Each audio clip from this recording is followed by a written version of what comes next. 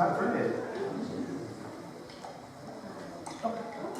Oh, let's let me put it back. Brilliant. So it was a living thing. Now, legend has it that St. James journeyed from the land of Jesus, and he journeyed far to Spain. And he was buried at a place called Compostela, which by the 11th century had become a famous place for Christians to pilgrim or journey to. And you can still do the walk today. It's called a pilgrimage walk, hundreds of miles. And on the way, you look out for little markers showing the scallop shell. And we've got a picture there of what you might see. It might be marked into the path, or it might be a marker showing you the right way to go. And then guest houses as well would have that symbol of the scallop shell, so that you know that if you were a pilgrim looking for somewhere to stay, that you could stay there. Now, if you look at the shell, you can see that it's lots of different ridges along it, all coming out from the centre base. And in a way, that reminds me of the journey of faith, our journey with God. It begins in God. And then we each have our own path that we go on in life. And we know that those pathways eventually bring us back to God. That's a wonderful picture of faith, of the pathways of life. God has brought us on all kinds of different journeys, but he's brought you together as his people in this church. And that's a wonderful thing. And he is with us all the way. I'm going to talk to you a bit later on, a bit more about the scallop shell. And for now we're going to sing again. He's got the whole world in his hands. He's got the plants and the creatures. And if you have a scallop shell and you want to wave it when we sing the creatures, you can do so as well. I've got musical instruments as well, and the flags. Do any of the children want to do the actions for us at the front? Would you like to? Okay, so put them up here. So obviously, he's got the whole world in his hands. We know the actions to that. He's got the plants and the creatures. And then he's got the kids and the grown-ups. So see, you can point down really low and then up really high. And then in the last verse, he's got everybody here. So let's see how many people we can point to. Everybody here. So if you want to come and help me sing up here, you can do the actions. Anybody's welcome, young or old. Let's stand together and sing.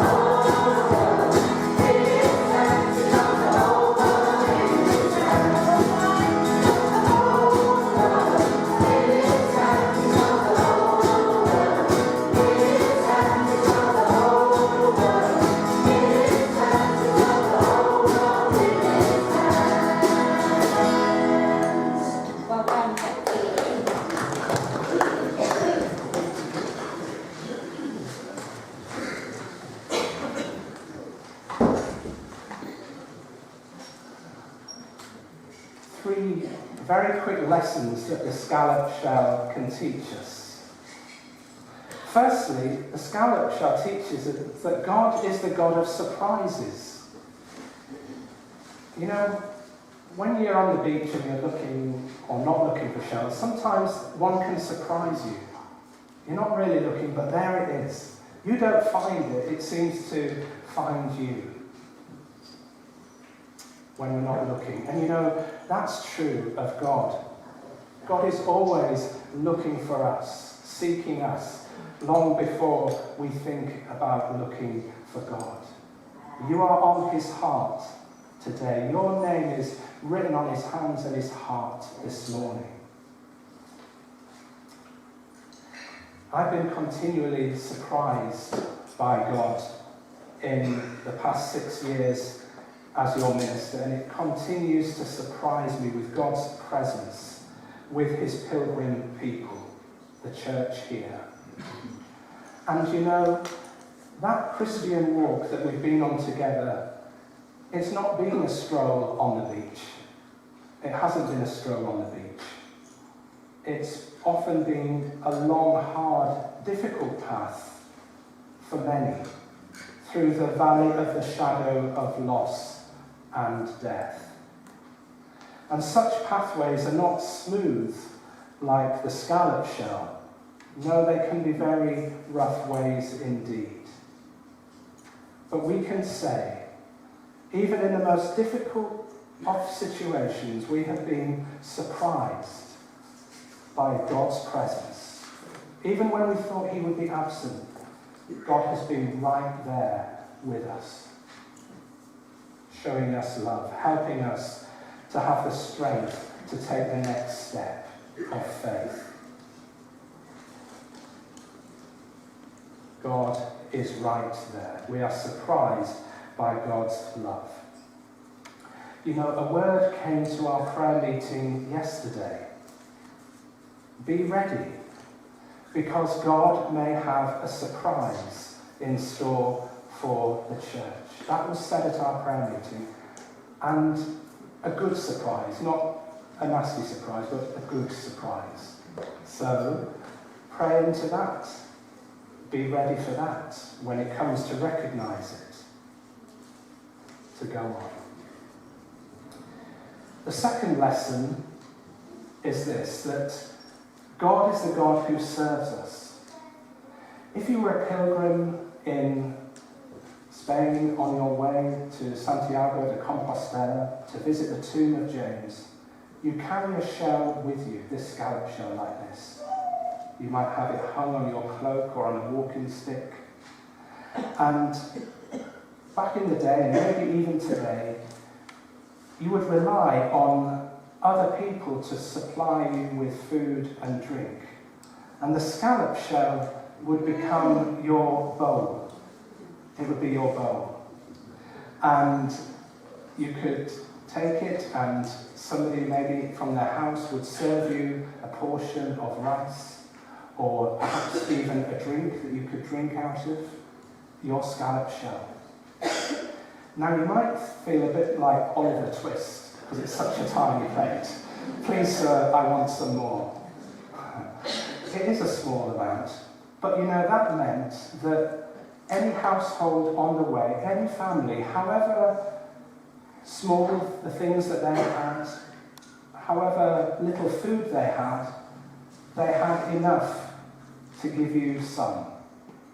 And that's a wonderful picture of the Christian walk, that we have enough to share. More than enough to share, really, but even if we feel we haven't got a lot, we have enough to share with others. And God has enough for you today. He gives you daily bread for the journey, day by day, to give you strength to carry on. The words of Jesus challenge us, didn't they, that Victoria read out. Take nothing for your journey. Take nothing for your journey. A challenge to travel lightly through life. My goodness, we're taking a lot to Jersey with us. And many times are different. That's how it was for those disciples. And we know that we accumulate things. And if we're not careful, possessions can possess us. So it's good to remember that the Christian faith is really about leaving things behind, letting go, rather than just getting. We're challenged not to get too attached so that we can travel lightly. I think of John Wesley, who travelled miles and miles on his horse. And I remember seeing on a TV programme not long ago, there was this line from a cowboy on his horse. And he said, the difference between what you want and what you need is what you can get on a horse. I thought that was a good line. The difference between what you want and what you need is what you can get on a horse. So, God is the one who serves us. And the last thing that I want to say is that God is the one who sends us. God is the one who sends us. We might be staying in Haverhill, but He sends you. If you're staying in Haverhill, He'll send you from here, from your home here. He may send us further afield. Wherever it is, God sends you. And you know, if we were to think a bit more about the life habits of the scallop as it spends its life in the water, we know that some of them bury themselves in the sand. Some of them can stick to a rock, and some of them are free swimmers, as we saw in the clip. And thinking about your life, which one are you? And perhaps we're a mixture of all three. Sometimes we try to hide ourselves, bury ourselves away. But God calls us out of our shell. He calls us to do things that we wouldn't think we could do, to become people we wouldn't think we would become. Sometimes we have to remain in one place, but He uses us there.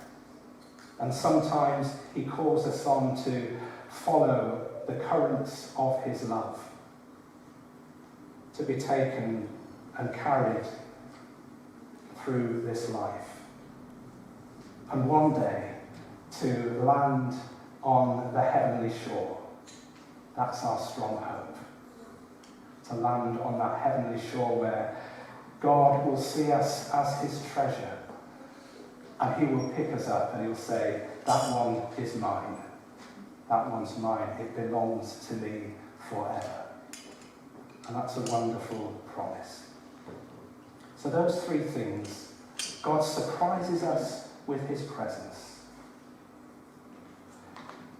God is the one who serves us. And God is the one who sends us on today on our pilgrim journey, our journey of faith, as His channels of blessing and healing. So in response to God's word, we're now going to watch and listen to a song by Daniel O'Donnell called Footsteps. And if you know this, you can join us.